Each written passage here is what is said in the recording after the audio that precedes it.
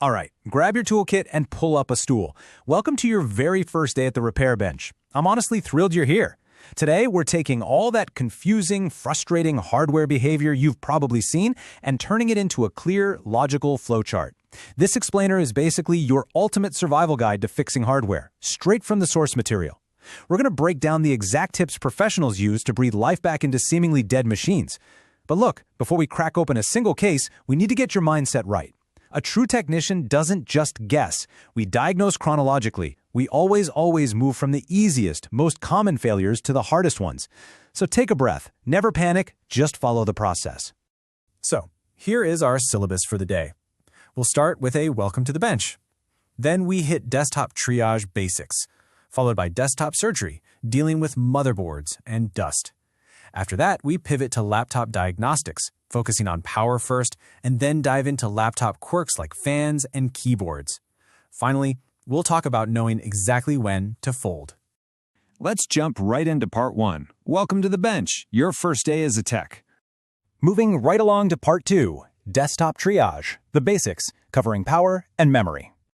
Okay, our very first patient on the bench today is the classic desktop computer. Now, these machines are beautifully modular, which is great news for us, but it does mean there are several basic points of failure we have to check right out of the gate.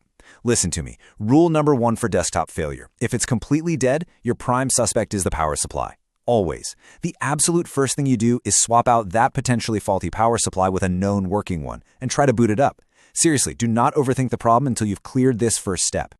Now, what if the power is fine? Well, then we move on to the memory, the RAM. And hey, don't just stare at it hoping it fixes itself. Pull those memory sticks out completely. Grab your blower and blast all the dust out of those empty slots. Then, and this is key, insert the sticks back in, but strictly one by one. This is the exact, foolproof way you isolate the issue and figure out exactly which specific memory stick has gone bad. Here's a really crucial point. Sometimes the hardware itself is technically fine, right? But the machine still refuses to work simply because the hard disk holding the operating system has failed. Obviously, if the OS fails, the computer isn't going to boot. So your diagnostic step here is super straightforward. Grab a secondary hard disk, pop it in, and try to start the machine. That tells you instantly if the original drive is the actual culprit. So, you've checked the power supply, you've isolated the memory, you've checked the hard drive, and the machine is still totally dead. Are we throwing it in the trash? No way. Absolutely not. Do not toss it yet. We're actually just getting started. Let's dig a little deeper and see where this diagnostic journey takes us next. All right, part 3, desktop surgery, motherboards and dust. We are digging deeper. We are officially past the easy surface-level fixes now. We're looking deep into the guts, the literal brain of the machine. See, if a desktop has been running for a good long time, older machines can actually suffer from microprocessor failure. They literally just wear out after years of use. To test for this, you gotta pull the old microprocessor and drop in a brand new one with a compatible socket type. If the machine suddenly springs back to life, boom, you found your culprit. Never ever underestimate the power of a simple visual inspection. Get in close and really look at that motherboard. You're hunting for the capacitors. These are those little cylindrical components scattered all over the main board. Over time, they can fail, and the crazy thing is, when they do, they often physically swell up. It's wild to see.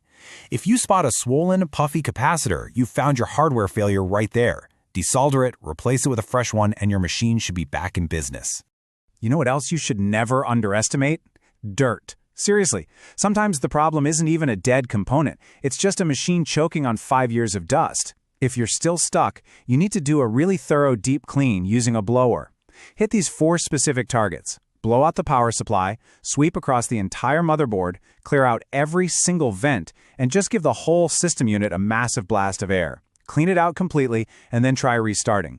You'd be amazed how often dust is the real enemy.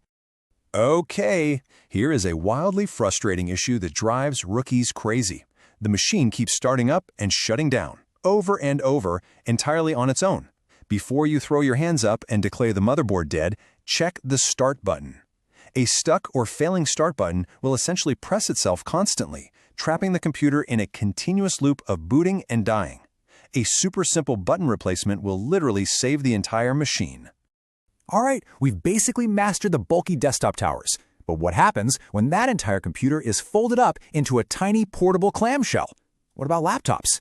Well, the rules of the game change just a little bit. That brings us to part 4, laptop diagnostics, power first. Let's solve these portable puzzles. Laptops are exactly that, portable puzzles. Because of their incredibly tight, space-saving nature, our initial triage steps have to pivot slightly.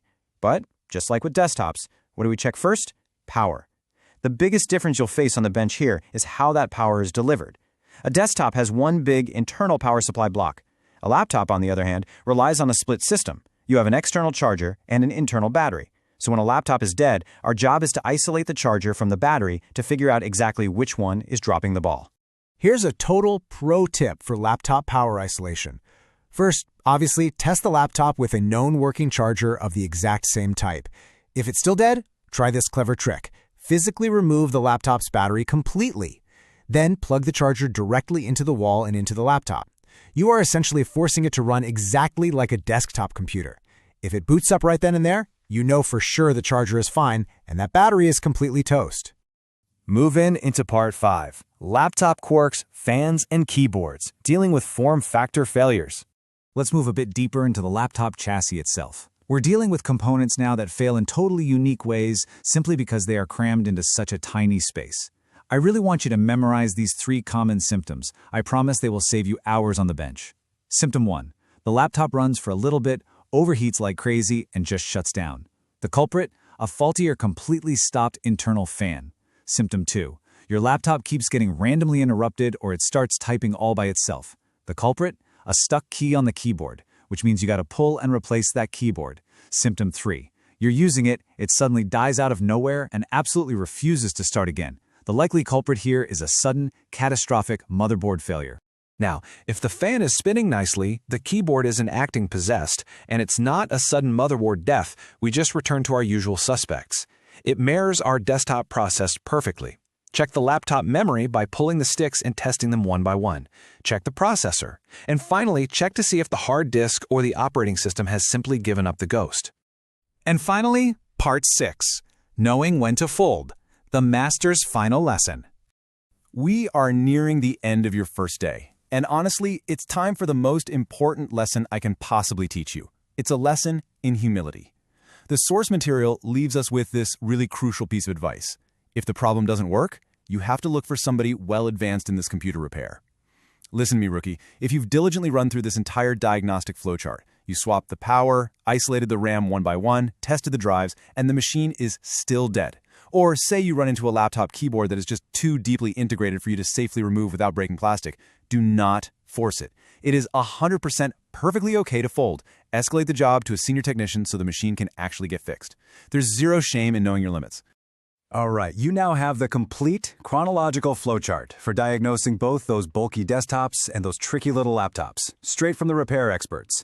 You know to check power first, isolate memory stick by stick, hunt for those puffy capacitors, and never, ever underestimate the power of simply blowing out the dust. So take a look at the hardware waiting for you right now. Which machine on your bench are you going to diagnose first today?